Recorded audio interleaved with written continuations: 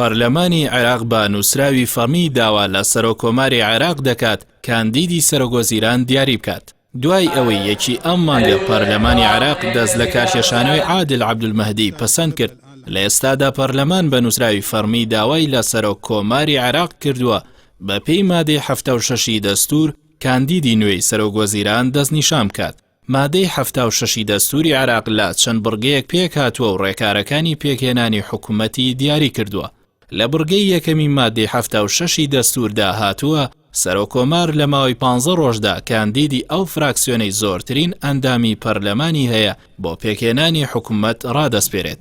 بە پێی بڕگەی دووەمی مادەکەش کاندیدی ڕاستپێردراو بۆ پێکهێنانی حکوومەت 30 ڕۆژی بۆ پێکهێنانی حکوومەتەکەی لە بەردەمدا. هەرچەندە پەرلەمانی عێراق لە دوی ئەم مانگە بە نووسراوی فەرمی داوای لە سەرۆکۆمار کردووە لە ماوەی 15 ڕۆژدا کاندیدی نوێی سەرۆکوەزیران دیاری بکات، بەڵام قورسە لەو ماوەیە ئەو پرسە یەکلایی بکرێتەوە.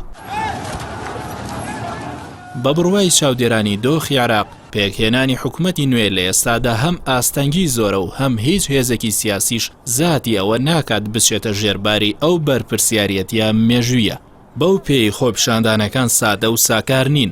داواکاریەکانیش بە دەست لە کارکێشانەوەی عادل عەبدولمەهدی کۆتاییان نایەت. دەست لە کارکێشانەوەکەش کۆتایی بە خۆپیشاندانەکان نەهێنا. بە پێی زانیاریەکان حکوومەت لە چەند ناوچەیەکی باشووری عێراق نەماوە و هۆزەکان وڵاتیان ڕاگرتووە و تەصفیه حسابات زۆر باشکرا لە نێوان هێزەکان هەستی پێدەکرێت. لە هەمان کاتیشدا کار گەیشتوتە ئەو ئاستەی خۆپیشاندەران هەڵمەتی سوتاندنی بارەگای پارتە شیعەکانیان دەست پێکردووە.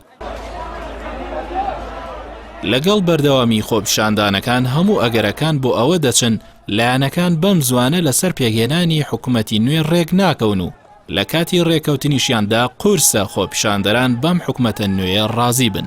لە هەمان کاتیشدا چوون بەرەو هەڵبژاردننی پێشوەختە دوای پەسەندکردنی پرۆژە یاسای کۆمیسیۆن و هەڵبژاردن ئەگەرێکی بەهێزە.